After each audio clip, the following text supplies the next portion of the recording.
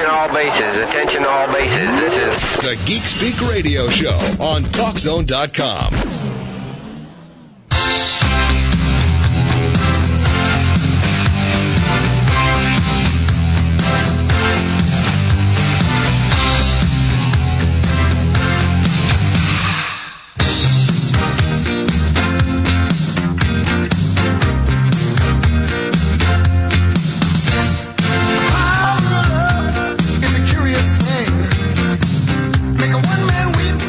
That better? That's no perfect. longer in the enchantment of the sea dance anymore.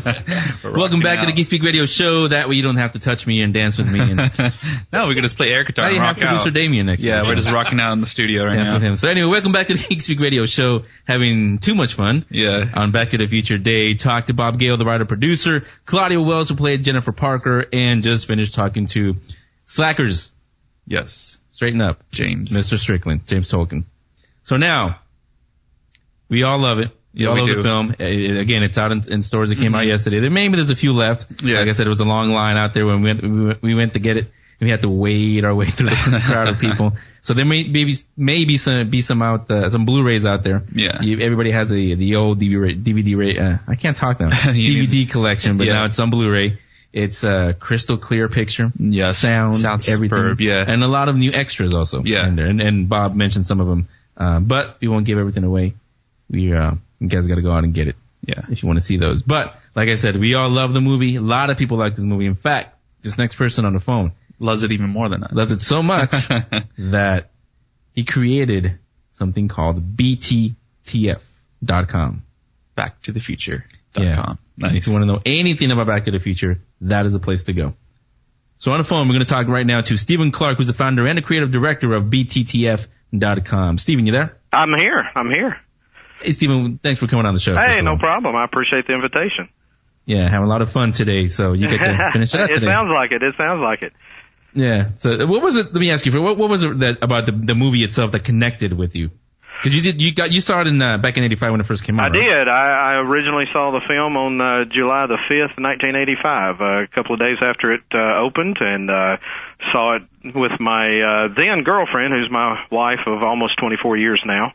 And it was one of those things where I know Bob has talked a lot about audiences in the early screenings. I was one of those who just kind of went into it and had no idea anything about it. I had maybe seen the trailer on television or maybe in theater, but I walked into it just really only knowing that Michael J. Fox was in it, and that my girlfriend at the time really liked Michael J. Fox from Family Ties, and so it wasn't even until the parking lot scene and the DeLorean gull wing door opened that I even knew that Christopher Lloyd was in this film, and I was a huge Taxi fan at the time, and so I was just one of these fans that one of these guys that just kind of went into the film and not knowing anything about it and just fell in love with it from the very beginning. But it wasn't really until a year later when the movie came out on home video. Back in those days, we had to wait an entire year for films to come out on home video. And it wasn't until then. Do you guys remember Starlog magazine?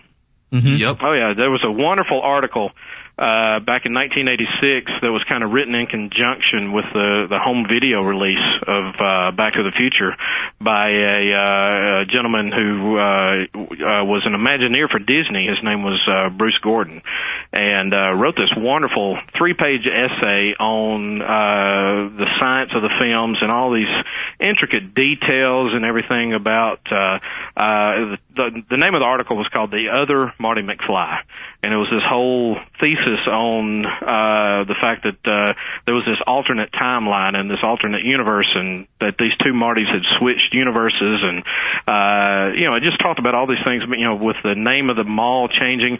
And I read this thing and I thought, I never saw that in the film. I didn't notice any of that. So, rushed out, rented a copy, and sat there frame by frame in the old VHS days trying to catch all these things, and I was hooked from that point on.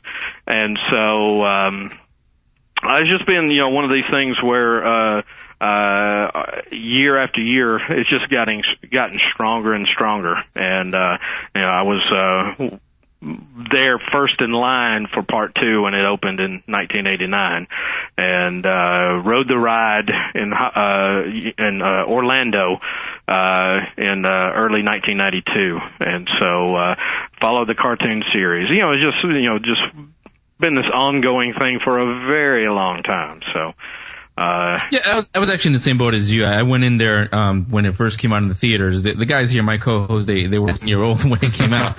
But I remember, just like you, the only thing I knew about it was that, the guy from Family Ties, Michael J. Fox, was in it. The guy from Taxi, I also know Christopher Lloyd because I used to watch Taxi. He was in it also. And anything else, any little thing I knew, we didn't have any internet back then. Exactly. We had, like you mentioned, we had Starlog magazine. That's where I learned everything. Yeah, by the time Spoilers came out, the magazine, the movie had already been out for 3 or 4 months, and so we didn't have such a thing as Spoilers back then. Yeah, and that, like I said, there was no internet back then. So obviously, back in '85, when did you get the idea for BTTF.com? Probably somewhere around late 1996. I registered the domain in January of 1997.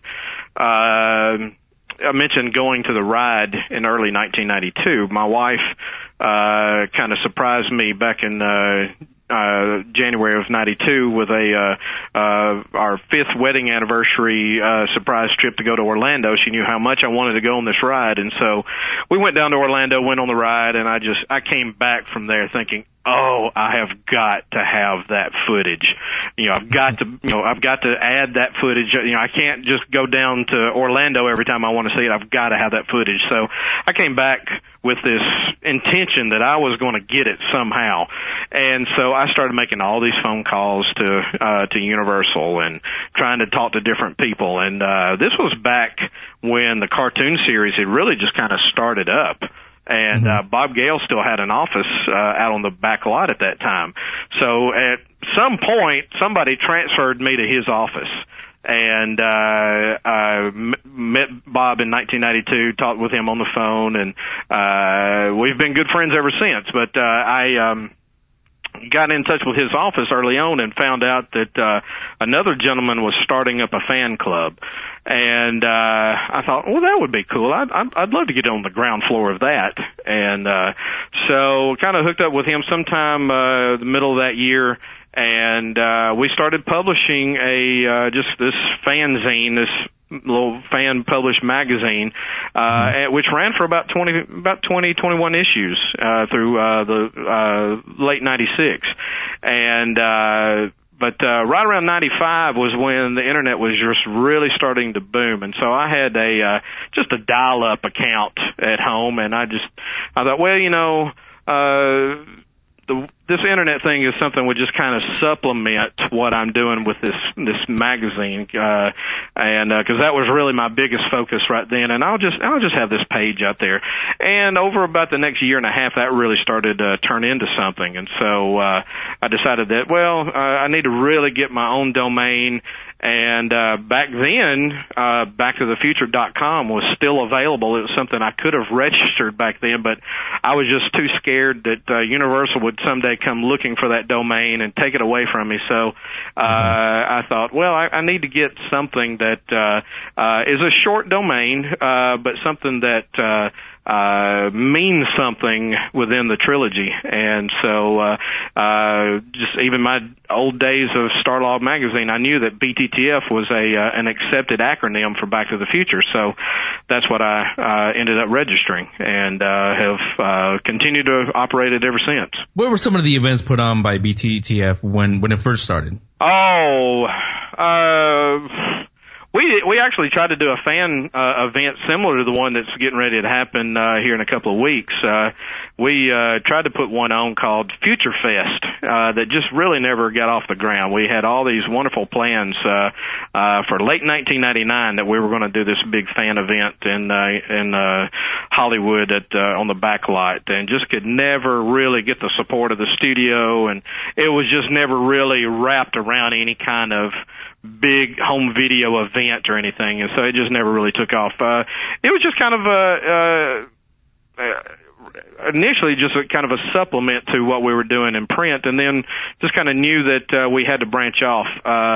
by early 2000, we were starting to do events with some of the celebrities, appearances. I've done a lot of appearances with Tom Wilson, who played Biff. We've done a lot of autograph signings and conventions and things like that. We've done a lot of car shows. We do a lot of DeLorean car shows with Bob Gale every 2 years.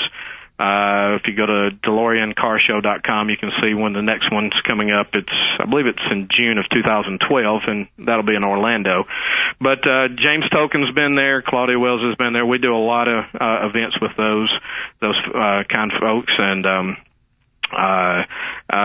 we've also been involved real heavily with the toy manufacturers, kind of getting in on the ground floor and kind of authenticating early prototypes and doing some copywriting for the packaging, and just kind of authenticating different toys and making sure that they're true to the series, and that it's something that I personally would want to put on my top shelf of my collection. So we just work in every aspect of the series that we can actually be a part of.